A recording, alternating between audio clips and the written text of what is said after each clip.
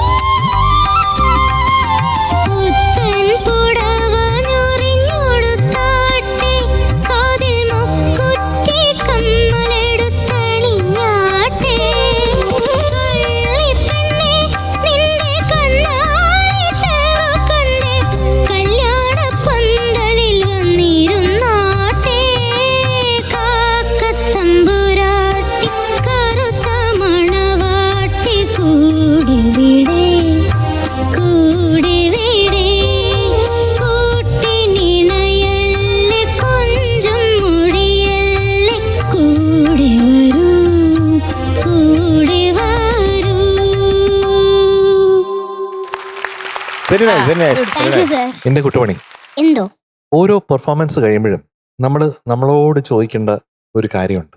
എന്താണ്? ഞാനെപ്പോഴും അത് ചെയ്യാറുണ്ട്. ഞാൻ കോമ്പസിഷൻ ചെയ്യുമ്പോഴത്തേക്കും ഞാൻ ഉടനെ എന്നോട് ചോദിക്കും, ജയചന്ദ്രൻ, നിങ്ങൾ ഇംപ്രസ് ചെയ്യാനാണോ ശ്രമിക്കുന്നത്, നിങ്ങൾ ടച്ച് ചെയ്യാനാണോ ശ്രമിക്കുന്നത്? ഉം, അപ്പോൾ ഓഫ് കോഴ്സ് ഓഡിയൻസിനെ നമ്മൾ ഇംപ്രസ് ചെയ്യേണ്ടി വരും.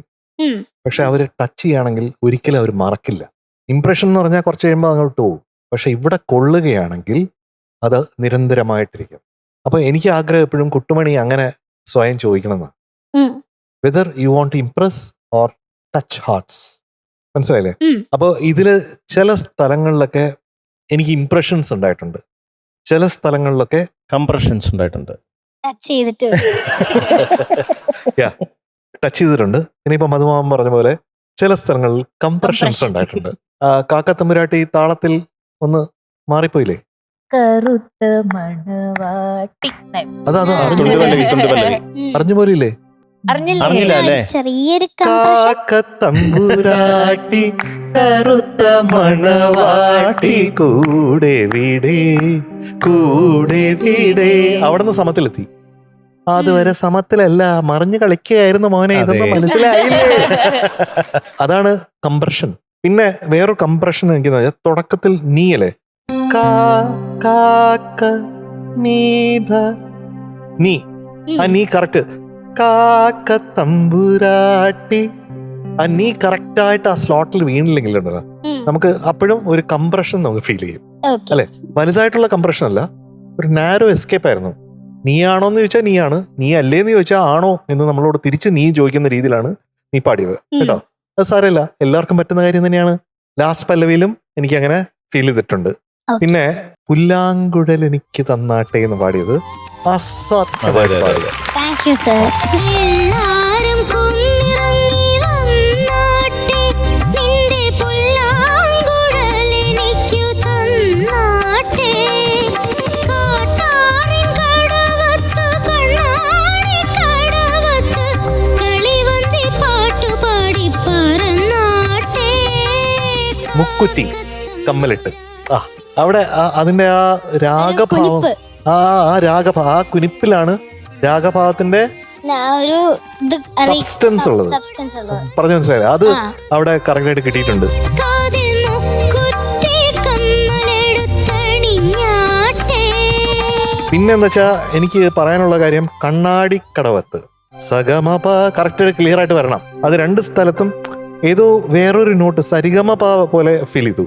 പിന്നെ പറന്നാട്ടേ കാക്കത്തമ്പുരാട്ടി, അങ്ങനെ ഒരു കേവില് ഇങ്ങനെ ശ്രുതി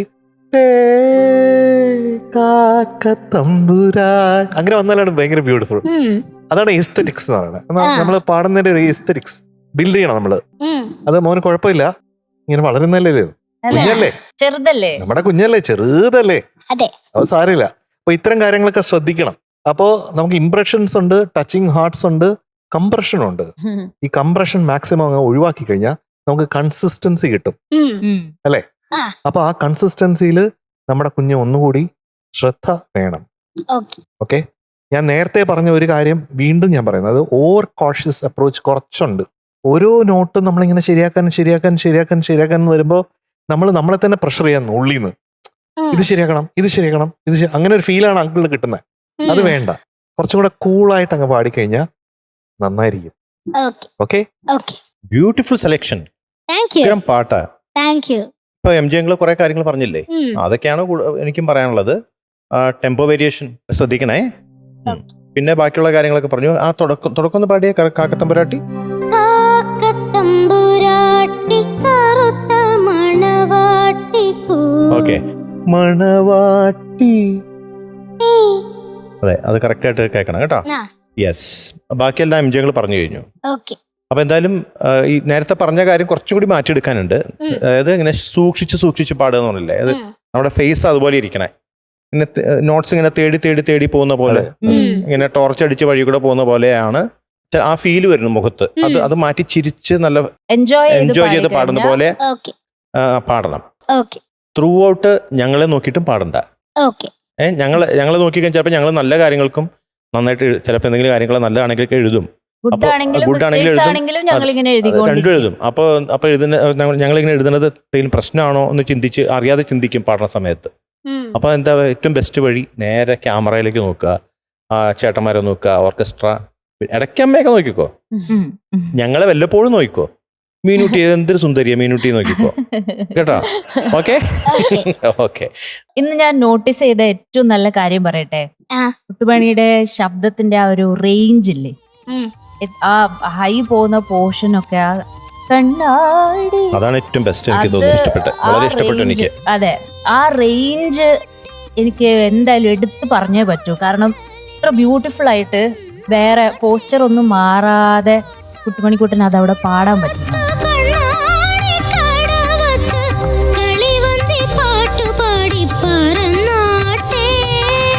അത് അടിപൊളിയാണ് കേട്ടോ. അത് അത്രയും റേഞ്ച് ഉള്ള, അത്രയും വെർസറ്റൈൽ ആയിട്ടുള്ള ഒരു ബ്യൂട്ടിഫുൾ വോയിസ് നമ്മുടെ കുട്ടുമണിക്കുട്ടനുണ്ട്. കണ്ണാടി എന്നുള്ളത് നോട്ട് വ്യത്യാസം വന്നിട്ടുണ്ടായിരുന്നു. നോട്ട് വ്യത്യാസം വന്നിട്ടുണ്ടായിരുന്നു. ഞാൻ പറയുന്ന ആ റേഞ്ചിനെ പിച്ച് പറ്റി, നല്ല രസമുണ്ടായിരുന്നു. ആ റേഞ്ചില് ഏറ്റവും ശബ്ദം ബ്യൂട്ടിഫുൾ ആയിട്ട് വരുന്നുണ്ട്.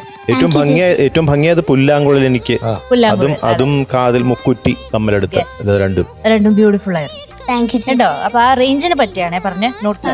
ആ റേഞ്ച് നല്ല അടിപൊളിയായിട്ട് വരും. വേറൊരു ഗുഡ് പോയിന്റ് ഞാൻ ശ്രദ്ധിച്ച എന്താന്ന് പറഞ്ഞാൽ, മൈക്ക് പിടിക്കുന്നതൊക്കെ നല്ല രസമാണ് കാണാൻ വേണ്ടി. പാട്ട് പാടാത്ത സമയത്ത് കുട്ടുമണിക്കുട്ടി എൻജോയ് ചെയ്യുന്നത് കാണാനും ഭയങ്കര രസമാണ്. എല്ലാവരും നോക്കി പാടാത്ത സമയത്ത്, പാട്ട് പാടാത്ത എൻജോയ്മെന്റ് പാടുന്ന സമയത്തും വേണം. മനസ്സിലായോ കേട്ടോ? ഇതാണ് രണ്ട് ഗുഡ് പോയിന്റ്സ്. വേറെ ഒന്ന് ഞാൻ ശ്രദ്ധിക്കുന്നത്, നല്ല സ്റ്റേജ് പ്രസൻസ് ഉള്ള ഒരാളാണ് കേട്ടോ. നമുക്ക് ഒരു സ്റ്റേജിൽ കുട്ടുമണിക്കുട്ടൻ ആരുണ്ടെങ്കിലും നമ്മള് കുട്ടുമണിയുടെ പാർത്ഥിവക്കുട്ടന്റെ മുഖത്ത് തന്നെ നമ്മൾ അറിയാതെ നോക്കിപ്പോ. അത്രയും സ്റ്റേജ് പ്രസൻസ് ഉള്ള ഒരാളാണ്. സുന്ദരനല്ലേ, പിന്നെ സുമുഖനല്ലേ, പിന്നെ സുസ്മേരവദനല്ലേ. അതാണ് ഞാൻ ഇന്ന് മെയിൻ ആയിട്ട്. മിസ്റ്റേക്സ് ഒക്കെ പറഞ്ഞു, എം ജെ സാറും പറഞ്ഞു, ചേട്ടനും പറഞ്ഞു, ഇഷ്ടപ്പെട്ട ഭാഗങ്ങളും പറഞ്ഞു. പക്ഷെ എനിക്ക് പാർത്ഥിവക്കുട്ടനിൽ ഏറ്റവും ഇഷ്ടപ്പെട്ട 2-3 കാര്യങ്ങൾ എടുത്തു പറഞ്ഞതാണ് കേട്ടോ. പിന്നെ ആ ഒരു താളം മാറിപ്പോയത്, കറുത്ത മണവാട്ടി, അത് ശ്രദ്ധിച്ചാൽ മതി. ക്ഷമിച്ചു, ഞങ്ങൾ ശ്രമിക്കാം, പക്ഷെ അത് ശരിയാക്കി എടുക്കണമല്ലോ. ശരിയാണല്ലേ? Okay okay. ഇതൊക്കെ പറയുന്നത് എന്തിനാ? എന്റെ നല്ലതിന് വേണ്ടി.